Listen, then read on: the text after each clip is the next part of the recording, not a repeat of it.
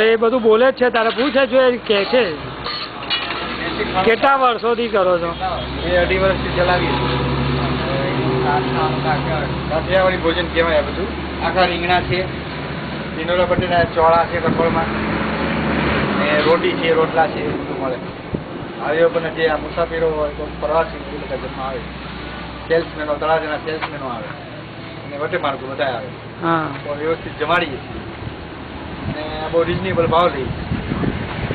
કેટલા રૂપિયાની થાળી હોય છે? પૂછતું રહો ને તારે જે પૂછવું. અંદાજિત તો છોકરા હોય તો આપણે ઓછા હોય 25-30 રૂપિયા, મોટા હોય તો 40 રૂપિયા. ભોજન બનતા તો અમે બસ 12 વાગે શરૂ કરવાનું, 4 વાગે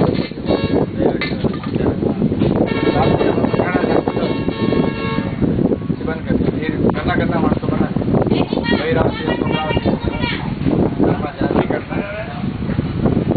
ડીશું પહોંચાડજો આપણે સમયસર. દિવસની કમાણી બસ અમારી રોજી મળી જાય. અંદાજ આવે ત્યારે 800 હોય એ પ્રમાણે અમે પછી જવા હોય બંને માણસો સમજીને 150 રૂપિયા મળી. આ ઘરની જગ્યા છે એટલે ઓછા ભાવમાં પોસાય કે આનું ભાડું ભરવું પડે એટલે તો અમારે ડીશનો ભાવ વધારો. આના બધું અમારી પોતાની જગ્યા છે, ઓછા પેમેન્ટમાં મારી જોડે નાસ્તાનું ને એવું નથી કરતા?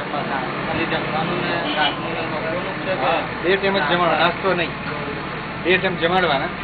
બપોરે 12 વાગ્યાથી 4 વાગ્યા પછી બધું બંધ કરી દેવાનું. નવી ખરીદી કરવા જવાની, બજારમાં જવાનું. અહીંથી 1 કિલોમીટર બજાર જેવું છે. કેટલા ટાઈમમાં ખરીદી કરવા જવું? બસ 2 ટાઈમ જવું પડે. સવારના જવાનું, રોજનું લાવવાનું. 4 વાગ્યા પછી જવાનું. 4 કઠોળ બધું લાવવાનું. દૂધ ને બધું તમારું વાપરો છો? દૂધ અમે અહીં દઈ જાય છે, દૂધ ને છાશ છે. લોકો બાંધેલા માણસો હોય લોકો આપી દે. અમૂલનું દૂધ લાગ્યું છે. બરાબર. છાશ આવે છે ગામડેથી. અમારે સાસુ મોકલે છે ગામડેથી, ત્યાં સુધી એવું છે. ત્યાંથી છાશ આવે એ બધું અમે સરસ ચોખ્ખું જમાડીએ છીએ. શહેરમાં કેટલી છે આવી તમારે અહીંયા આવી હોટલો? આટલામાં અંદાજિત મૂકો તો 1 કિલોમીટરના અંતરની અંદર 8-9 લોજો છે. 8-9 લોજ. અને 2-3 તાલુકામાં લોજ પ્રખ્યાત ગણાય છે.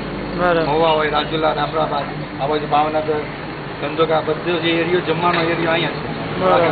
જે કંઈ નીકળે છે મુસાફર યાત્રાળુ કોઈ પણ કામ માટે જમવા માટે તળાજા હોટ અહીંયા અટકાવે ગાડી જમે છે. અમુક જૂની લોજ છે, 5-15 વર્ષ પહેલાની, પ્રખ્યાત થઈ ગયો છે. વ્યવસ્થિત જમાડીએ છીએ, માણસો સંતોષથી જાય છે.